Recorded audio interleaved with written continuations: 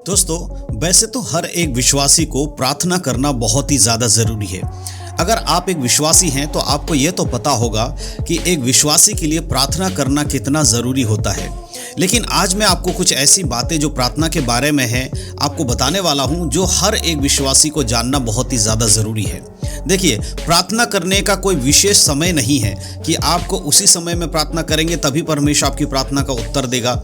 लेकिन आज मैं कुछ ऐसी बातें आपको बताना चाहता हूं, बाइबल से 3 ऐसे वचन आपको देना चाहता हूं जो कि आपके लिए बहुत ही लाभदायक होगा अगर आप उन वचनों को सुबह की प्रार्थना से पहले पढ़कर अगर आप प्रार्थना करते हैं, या ये कहें सुबह उठकर अगर आप इन 3 वचनों को पढ़ते हैं तो पूरा दिन परमेश्वर के वचन के अनुसार आपका दिन अच्छा जाएगा और परमेश्वर के द्वारा आपके जीवन में अच्छे कार्य भी होंगे और आपको एक विश्वास मिलेगा प्रभु में मजबूती से चलने का, और आपके जीवन की हर एक चीज़ों में परमेश्वर आपको आशीष देंगे। इसलिए बहुत ज़रूरी है कि आप डेली जब सुबह सोकर उठते हैं और आप प्रार्थना करते हैं तो इन 3 वचनों को ज़रूर पढ़िएगा और इनको अपने बाइबल में नोट कर लीजिएगा, मार्क कर लीजिएगा कि आपको डेली जब प्रार्थना करते हैं इन वचनों को पढ़ना है, इन्हें याद करके परमेश्वर का धन्यवाद करके दिन की शुरुआत करना है। जब आप इन तीनों वचनों को पढ़ेंगे तो आपके लिए परमेश्वर बहुत सारे ऐसे दरवाजों को खोलेंगे जो पिछले वर्ष शायद आपके लिए बंद थे, या आपके जीवन में कुछ ऐसी बातें जो पहले सही नहीं थी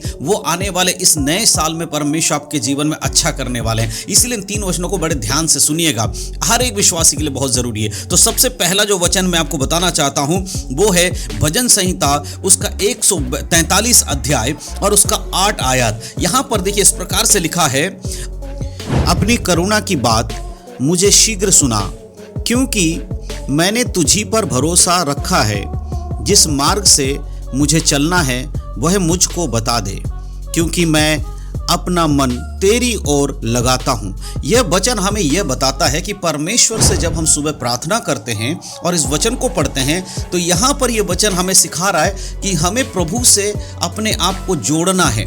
जब भी हम सुबह सोकर उठते हैं, प्रार्थना करते हैं, हमें यह बोलना है, हे परमेश्वर मुझे सही मार्ग दिखाना, आज का दिन मुझे सही रीति से चलने में मदद करना। हे परमेश्वर मुझे उन बातों की ओर अपने मन को लगाने में मदद कर जो आपकी ओर से है। जब हम परमेश्वर से रोज सुबह उठकर ये बोलेंगे कि अपनी करुणा मेरे जीवन में कर, तो मेरे प्रियो दिन की शुरुआत अगर हम परमेश्वर से विनती करके करें, प्रभु से मांगते हुए कि परमेश्वर आज आप मेरे जीवन में उत्तम कार्य करिए, जब आप इस तरह से प्रभु से कहेंगे कि हे परमेश्वर मुझे अपनी बातें दिखाइए, मुझे अपनी बातें बताइए कि मुझे क्या करना है क्या नहीं करना है, और उस प्रकार से कि मैं तुझ पर विश्वास करता हूं परमेश्वर, मैं आपके बताए हुए मार्ग पर चलना चाहता हूं और मैं अपनी मन को आपकी ओर लगाता हूं। जब इस प्रकार से समर्पण का प्रार्थना आप करेंगे इस वचन के अनुसार, तो आप देखेंगे कि वो दिन जिस दिन आप इस तरह से प्रार्थना करेंगे आपके लिए कितना अच्छा होगा। तो मेरे प्रियो जरूर इस वचन के अनुसार आने वाले दिनों में प्रार्थना करके दिन की शुरुआत करें, तो आपको पता चलेगा कि परमेश्वर किस प्रकार से आपके जीवन में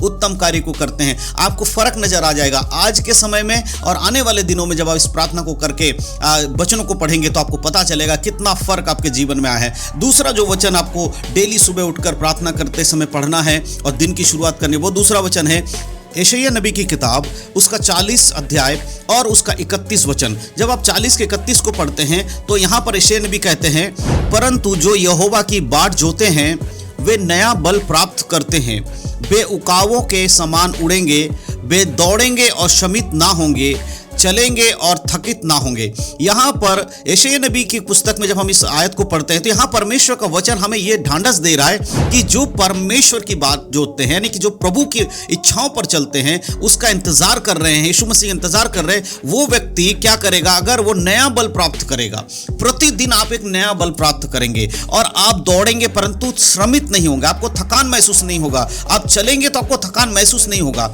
मेरे प्रिय, इसका अर्थ क्या? इसका अर्थ है कि हम जो कुछ भी दिन में करते हैं, जो कुछ काम हम करने जा रहे हैं, हम बिजनेस में जा रहे हैं, अपने जॉब में जा रहे हैं, अपने कामकाज में जा रहे हैं, कुछ भी करने जा रहे हैं, याद रखिए प्रभु कहता अगर तू मुझ पर विश्वास रखता है, अगर यहोवा की बाट जोता है तो तू थकेगा नहीं, तेरे कामकाज में परमेश्वर तुझे आशीष देंगे।